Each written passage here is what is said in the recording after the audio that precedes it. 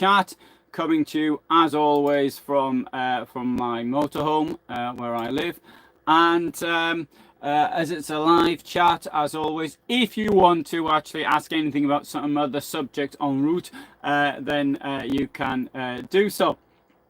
And so today I'm sort of returning to a theme which I've talked about a number of times in the past, which is on the subject of the plots to kill Hitler. And I've just noticed I've left my my roof open, and and how this actually the effect this has on Putin today. Could this be repeated? Hitler and Putin are extremely similar. Now, I've spoken before in the past about the similarities between National Socialism and the Putin regime. I mean, there are one or two areas where they're not the same thing. I think that Putin's more driven by modern day, not modern day, by olden day 19th century imperialism.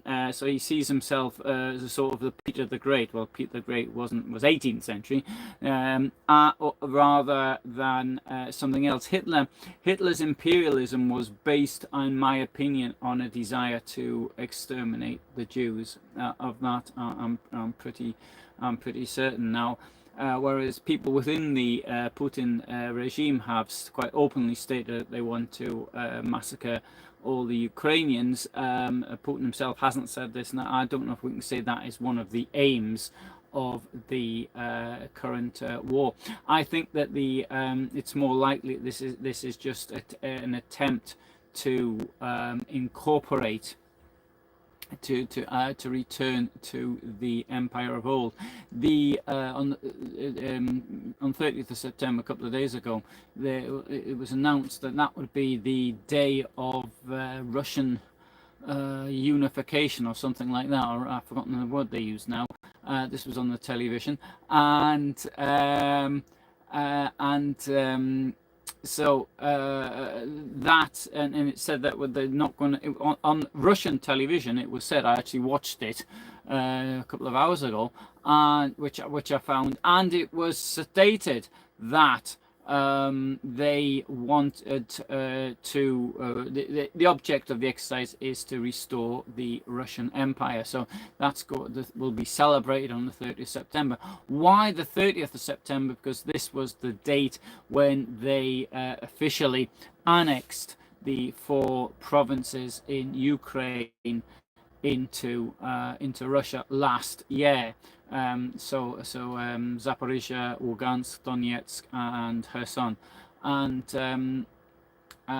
something, of course, which they have so far not been able to occupy all of it. Even the Lugansk Oblast is part of. In fact, I've even been to Lugansk Oblast, so there wasn't any Russians where I was. So Robert says, "Sing it if you can't say it." Good one. Right. Okay. So now, what were the plans to get rid of Hitler? And as early as the probably around 1935, were generals actually thinking of trying to get rid of Hitler. There was a coup, probably the coup which was the most advanced, was prepared for September 1938, and this coup attempt, because of the way Britain and France caved in and gave Hitler absolutely everything he was expecting. These German generals expected help from abroad, and without that help from abroad, then it wasn't going to work out. Now, the attitude certainly of the British government was that you don't overthrow the dictators, you try to actually do a deal with them. You do a deal with them, not with the people. In fact, I mean, you can't really say that it's the people, because in this case they would have been supporting the military. But that is the way. That's sort of the way it is. Indeed, if there had been any body that had got any support from the United Kingdom, or France, it would probably have been Goering. Goering, of course, a killer and a murderer. But that wasn't the way. A murderer, but that wasn't the way he was often seen as by the West. Seems like a rather jovial, fat person who was probably good for a laugh and knew how to enjoy himself. And so that was how he was then interpreted. In the case of Putin, there is, however, a major difference, and that's his age. Compared to that of Hitler and Goering. Then Hitler wasn't even 50, whereas Putin's now 70, it'll be 70, 71 this month. And so, in fact, tomorrow isn't his birthday? 3rd of October. Anyway, so there you go. So he's send him some birthday wishes, send him a card or something. So the the thing was, the generals did have access to Hitler. Now Hitler, the public didn't. If somebody wanted to take Hitler out with a shot, they would have to be an extremely fortunate, because Hitler changed his schedule constantly. That was saying that, for example, that there was the attempt in March 1943 to actually put a bomb on his plane. That failed because it was a British made and it didn't work very well. And but there was a plot a bit later to try and kill him in a suicide attempt, which also failed because Hitler just changed his schedule. So Hitler was like this. He was constantly changing his schedule. Whether or not that was because of him he feared assassination, or that was just sort of a natural thing to do when you think you might be bumped off, because that's what people are told to do when they feel that there's somebody out to actually get them, just to keep changing a schedule. So people don't know, the potential assassins don't know where to do it. Where Hitler and Putin really are very similar is in their abject cowardice. Sorry, I'm getting my words completely mixed up there today. So the Putin does not appear in public at all, or hardly at all. Hitler didn't appear in public either. Goebbels tried to get Hitler even just to go on the radio, and he didn't want to even do that. Hitler was he was terrified of coming into contact with people, but clearly Putin is as well, and that's one thing. He had, in fact, these big tables. First time I saw one of these big tables, I thought, hey, that's a pretty good thing to do. I mean, that's showing the right attitude at times of COVID, showing people to distance themselves, and the person at the top is making an example for everyone else. But what I didn't realize was this was Putin's cowardice. It wasn't so much that he was trying to set an example, but as we now know, it's because he was absolutely terrified of catching COVID. Now, I'm not going to knock anybody for being terrified of catching COVID, but indeed, if more people had been more terrified, and thinking people like Boris Johnson having big parties, and obviously it didn't bother him in the slightest, then I think that we would have seen much fewer deaths had that actually happened. Yes, justified paranoia. There's a really good word for it. Absolutely justified paranoia. Then I mean, it was all right for me because I was in a van, so motorhome most of the time, so nobody didn't really come into contact with anybody. But so this, I feel, is part of it. Putin will not appear in public at all. He's reputed to have lots of doubles and trebles, maybe quadruples, or even more.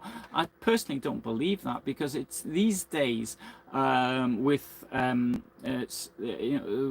it goes out on social media. People say, "Oh well, you can tell that's not Putin because he hasn't got a hair on that part of his arm," or something like that. I mean, they'll be looking at such tiny details. I personally cannot believe that he had a double. I accept the fact that maybe Churchill had a double, or Montgomery had a double, or something like that. And thinking of films that were made, yeah, I can accept that. But the situation has changed today. So when people say it wasn't Putin in Mariupol, for example, when he did that trip around several months ago, I think it was Putin for that reason, because there's been no it's been no actual comeback on it. It's really difficult to actually do things.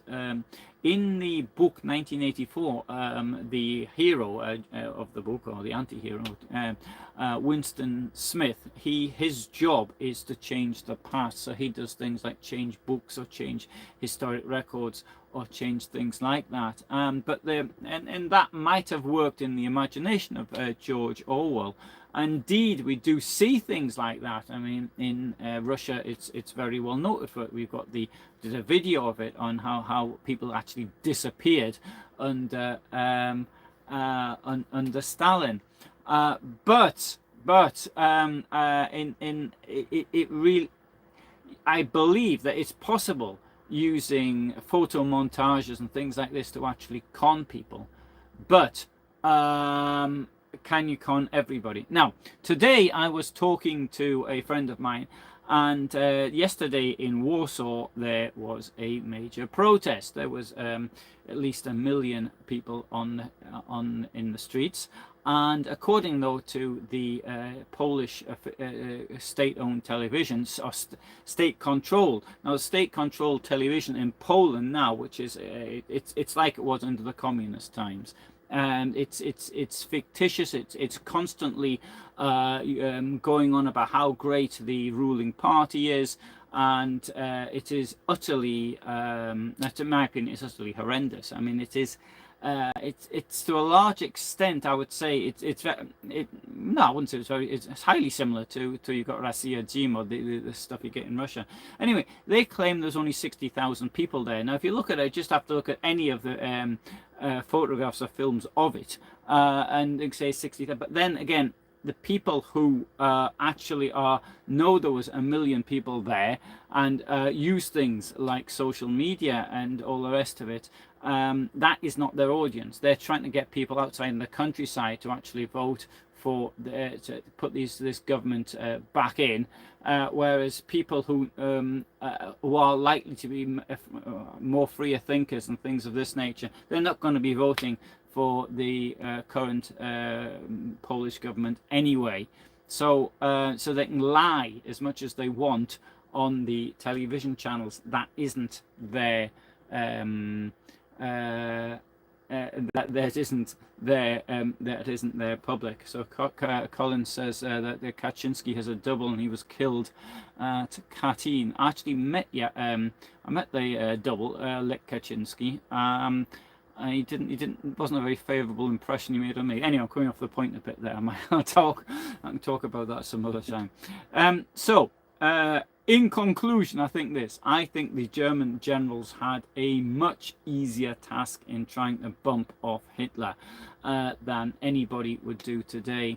The generals who came up through the system they were not Nazis, and they probably looked down on the Nazis. The reason they looked down on the Nazis is because the Nazis came largely from the poorer classes. I mean, there were one or two. In fact, there was people related to the former Kaiser who went in to become Nazis, but most of the Nazis were people who did not have a particularly how to put it, wealthy upbringing. Hitler himself was a tramp. That was where that's what possibly formed him into what he became. Admittedly, his father did have a fair bit of cash, only it was actually squandered by Hitler. And most of the others are in the similar situation. The officers were largely people, landed gentry, the higher up ones, people who had come through the system, and they came up through the system before the Nazis actually came to power. Now, if we have a look at the situation in Russia, most of the people now probably owe their Putin's been in power now for 23 years. They owe their allegiance absolutely to Putin. So the chance of one of them turning on him. Now, I heard one of the analysts said, yeah, what happened with Prigozhin? It's highly likely to happen again, but I doubt it. I really very much doubt it. I think that some of those who were replaced because of Prigozhin's rebellion are unlikely to come back. I mean, it's always possible that there was some other goings on. The people who supported Prigozhin then claimed that people who were Putin loyalists were in fact on Prigozhin's side, and so Putin got rid of them. This type of thing is possible. The fact that this revolt nearly succeeded, it seems, should be enough to tell anybody that Putin's is likely to be pretty terrified of anything, and he's likely to lock himself up more and more and have less access to anybody. When I was in Moscow in December 2005, and there was this collection of people to the rear of the Kremlin. So you've got a red square, then you've got the Kremlin. Anyway, there's a sort of a back entrance to the Kremlin as well. And outside one of the back entrances, there was a crowd that gathered because Putin was supposed to come out and give presents to the children. And so anyway, there's a lot of single mothers there. So well, without going into too much detail, but anyway, so I sort of hung around for about half an hour. Then no Putin came out, and no single mother seemed to be taking any interest. So I then just cleared off. But that sort of indicates that he was the sort of person who would actually turn up. I mean, I've seen things, for example, on it was an internet site of a church somewhere, and Putin had actually gone to that church, and he'd done whatever it was, Easter or whatever it was, but he'd been there, and so he actually did appear amongst people. But I don't think he's appeared in public since this war began. And now, because of Prigozhin, he's going to be even more terrified. The thing is this, with Putin himself at his age, he could have, and Hitler's exactly the same, he could have lived out his days on his magnificent palace at Sochi, as just as Hitler could have lived out his days at his palace at Berchtesgaden. Berchtesgaden, a place he dreamt of. I don't know if Putin had dreamt of Sochi, but from what I've heard of it, it sounds pretty good. And in his €2 billion palace, it must be really good. He could have lived out his days in utter luxury. Now, he's probably terrified, frightened to do anything, and he's probably, above all, suspicious of his bodyguard himself. And bodyguards can turn on people. They have killed people in the past. Gaddafi was so terrified that he got his bodyguard from another country. I believe it was Caligula's bodyguard that actually killed him. Well, it was nearly 2,000 years ago now. But there are other cases where in India, who was it? Who was killed by his bodyguard? And so that is what I think. He's really probably most terrified of his bodyguard actually doing anything. So anyway, there you have it. Can the German officers try to kill Hitler? They failed, but they, I think they did actually come relatively close to doing it. In their case, they claimed that they had sworn an oath of allegiance to Hitler. That oath of allegiance, but they'd also sworn an oath of allegiance to the Weimar Republic. They didn't respect that. Some of them swore an oath of an allegiance to their wives. Some of them didn't respect that. Well, all of them swore the oath of allegiance to the Weimar Republic. So when they claimed it was their oath, they were just looking for excuses. But in times of war, of course, it's difficult to kill a leader, and that applies now as well. In times of war, it's difficult to get rid of the leader. It seems that Prigozhin wasn't really in favor of the war. How many of the generals are, I can't say. What I would suggest, though, is that many of these people have made themselves fabulously rich in the past. Obviously, like any dictatorship, they can't keep their money in the country, and that's their money is in Switzerland, the United Kingdom, or its dependencies, United States, or somewhere else similar. That is where their cash is. They've got no access to it, and if the dictatorship is completely overthrown, then most of them will end up in the nick anyway. And the money will be confiscated. So what to do? They don't want the Russian people overthrowing them. I personally think the best way would have been to somebody to, I can't really see an arrest of Putin taking place, but somebody could shoot him, I suppose. Indira Gandhi, yes, it was her. I had a feeling it was a son, but Indira Gandhi was assassinated by a bodyguard. Okay, so there you have it. I don't think it's possible. I think it was easy to kill Hitler than to kill Putin. Thanks for watching, and I don't know what film video is going to be next week yet, because there was one, then I changed it and I put another one in. Then I thought, no, hang on, I won't put this one in yet, because YouTube's already caused me problems with it, and so in the past, so I'll leave it. So I don't know what the next video will be, but I will try to be here tomorrow. Tomorrow is the 3rd of October, which is German Unification Day. And that would give me a really good chance. Actually, I think I should have done this today. That would give me a brilliant opportunity to talk about what it was like in East Germany, my experiences in East Germany, and how pleased that I am that Germany is now a unified country. Anyway, thanks so much for watching. All the best for me. Thank you, Senor. Good stream. I thought you said good dream. Yeah, I had a funny dream last night, and this is the 3rd time I've had this dream in 6 weeks. Although the dream is a bit different each time, but I'll tell you what it was. I was in Moscow, and I can remember chatting in the dream. And I remember I was thinking I have to ring my ex in Moscow, and I don't get round to doing it. And then I was with some mates there, and then there was this like a drone attack, and there was this huge panic, but I just stood there, and I was really pleased that this drone attack had taken place.